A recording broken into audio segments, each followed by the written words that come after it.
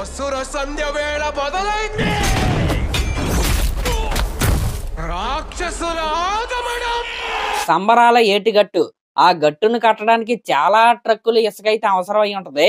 ఎందుకంటే ఆ గట్టును చూస్తేనే అర్థం అవుతుంది అది ఎంత సాలిడ్ గా కట్టారో. మళ్ళీ మీరు ఇక్కడ ఇసుక అంటే ఏదో అనుకుంటారు. అఫ్ కోర్స్ ఆ టీజర్ కట్ లో కూడా ఇసుక అయితే చాలా భయంకరంగా అయితే కనపడింది అనుకోండి.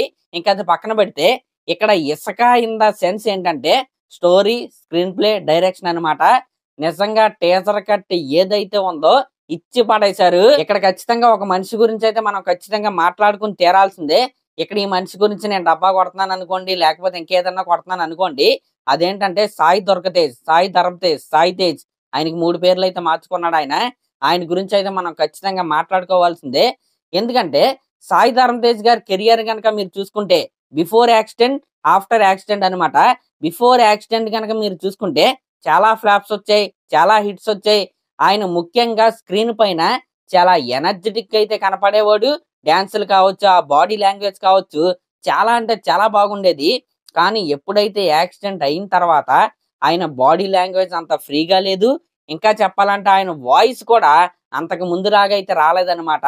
కానీ ఈ సంబరాల ఏటిగట్టు సినిమాలో గనక ఆయన బాడీ ట్రాన్స్ఫర్మేషన్ గనక మీరు చూసుకున్నా, ఆ డైలాగ్ డెలివరీ మీరు చూసుకున్నా, మన ఓల్డ్ సాయి ధరమ్ తేజ్ గారు ఈస్ బ్యాక్ అనే విధంగా ఆయన అయితే కనపడుతున్నాడు. నిజంగా ఆయన డెడికేషన్ కి అయితే హ్యాట్స్ ఆఫ్ చెప్పాల్సిందే. ఎందుకంటే చావుని ఇంచులో తప్పించుకుని అయితే ఆయన అయితే వచ్చాడనమాట. నిజంగా షాక్ వల్ల దేని వల్ల తెలియదు కానీ ఆయన వాయిస్ కూడా ఈవెన్ విరూపాక్ష సినిమాలో కావచ్చు, అంతకుముందు బ్రో సినిమాలో కావచ్చు, అంత స్పష్టంగా అయితే లేదు.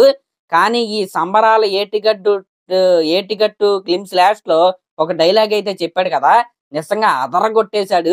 వింటేజ్ అనే మాట ఈయన కరెక్ట్ కాదు కానీ old Sai Dharam Tej is back అనమాట. ఆ వాయిస్ లో బేసు నాకైతే అలా వినిపించింది. ఒక్కసారి ఆ డైలాగ్ కనుక మీరు చూసుకుంటే అసుర సంధ్య వేళ మొదలైంది, రాక్షసుల ఆగమనం అంటూ ఆయన అయితే బేస్ వాయిస్ లో ఇరక్కొట్టేశాడు ఆ డైలాగ్. ఇంకా గ్లిమ్స్ విషయానికి వస్తే నాకైతే ఆ బ్యాక్గ్రౌండ్ స్కోర్ అయితే చాలా అంటే చాలా బాగా నచ్చింది. సినిమాటోగ్రఫీ కూడా చాలా అంటే చాలా బాగా చేశారు. మెయిన్ గా వరల్డ్ బిల్డింగ్ ఏదైతే ఉందో సంబరాల ఏటిగట్టుది నిజంగా చాలా అంటే చాలా బాగా చేశారు. అఫ్ కోర్స్ కేజీఎఫ్ వైబ్స్ కావచ్చు, ఇలాంటి సినిమాల యొక్క వైబ్స్ అయితే రావచ్చేమో గానీ నిజంగా డ్రస్టిక్ గా నాకైతే ఆ గ్లిమ్స్ అయితే కనపడింది. ఇంకా ఆ గ్లిమ్స్ లో ఒక ఆ ఊరిని కాపాడే ఒక రాక్షసుడి కథ, లేకపోతే హీరో కథ అసలు ఏంటి అనేది మనం సినిమాలో అయితే చూడాలి. అలాంటి స్టోరీ లాగానే నాకైతే అనిపించింది. కానీ దాన్ని ప్రెజెంట్ చేసిన విధానం ఏదైతే ఉందో అదైతే కొత్తగా ఉండబోతుందని మనకైతే అనిపిస్తుంది. మీరు చూసుకుంటే సాయి ధరమ్ తేజ్ గారు ఒక గెటప్ లో అయితే షర్ట్ లేకుండా చాలా డ్రస్టిక్ అయితే కనపడుతున్నాడు. ఇంకొక గెటప్ లో ముసుగైతే కట్టుకుని ఇంకొక గెటప్ లో అయితే కనపడుతున్నాడు అనమాట. మరి సినిమాలో ఏం ప్లాన్ చేశారనేది మనం వెయిట్ చేసి అయితే చూడాలి. మరి ఇంకా నాకు వచ్చిన డౌట్ ఏంటంటే ఒక్కసారి ఈ సీన్ అయితే చూడండి. అక్కడ అందరూ పడిపోయి ఉంటే ఒకేసారి మనోడైతే లెగిసి వాళ్ళందరినీ పైకి లేపేశాడు కదా.